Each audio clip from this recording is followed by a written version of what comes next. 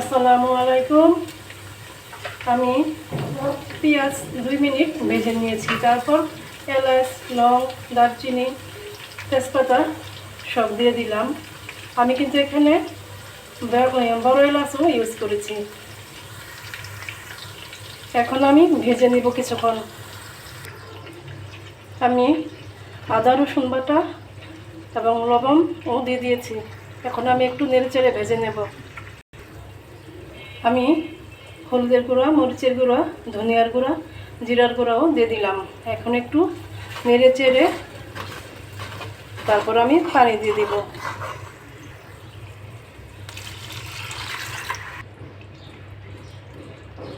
আমি কয়েকটা কাঁচামরিচ দিয়ে দিলাম। এখন আমি কষিয়ে নিব মশলাটা।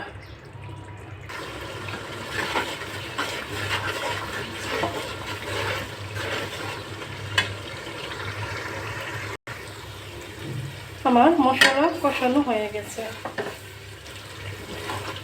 এই যে ছোট ছোট বাবলস উঠছে না, বাবলসগুলো এগুলোই হয়েছে মানে বোঝার উপায় যে আমার মশলাটা কষাইছে কিনা ভালো করে।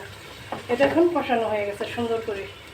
অনেক সময় আছে না যে তেল বেশি উঠলেই ভাবা যায় যে মশলা কষানো হয়ে গেছে, না, এরকম ছোট ছোট যখন দেখবেন যে বাবলস উঠছে তখনই ভাববেন আপনার মশলাটা কষানো হয়েছে। আর এরকম যখন নাড়াচাড়া করবেন দেখবেন যে আস্তে আস্তে পরে গাঢ় হয়ে গেছে মশলাটা, তখন বোঝা যায় যে মশলাটা কষানো হয়ে গেছে। আপনাদের সুবিধার জন্য আমি এটা বললাম। আর আমি এই যে সুগন্ধযুক্ত একটা লেবু আছে, নামটা যেন কি আমার মনে নাই, এই লেবুর রস দিয়ে আমি ভালো করে চিপে একদম অনেকক্ষণ রেখে দিয়েছি, প্রায় 20 মিনিটের মতো। আর এটাও দিয়ে রেখেছি যাতে ঘ্রাণটা সুন্দর আসে মাংসের মধ্যে। আমি আজকে ঘিলা, কলিজা, মুরগির পা, গলা, মাথা এগুলো নিয়েছি রান্না করার জন্য। এখন আমি ভালো করে নেড়ে চেড়ে কষিয়ে নেব। এই মশলাটা আমি এখন কষানোর মধ্যে দিয়ে দিব, মাংস কষানোর মধ্যে। এখানে আমি নিয়েছি, এটা হয়েছে চিলি ফ্লেক্স, তারপর হয়েছে মিষ্টি জিরা, তারপর হয়েছে রাঁধুনি, জয়ফল 2 চিমটি হবে এখানে নিয়েছি আমি গুঁড়ো করে। আর নিয়েছি জয়ফলের উপরে যে খোসাটা, সেটা জয়ত্রিক বলে এটাকে। তো এগুলো এখন আমি দিয়ে দিব।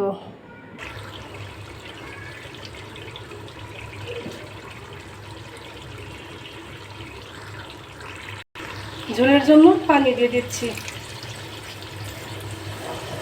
আমি ভালো করে কষিয়ে নিয়েছি।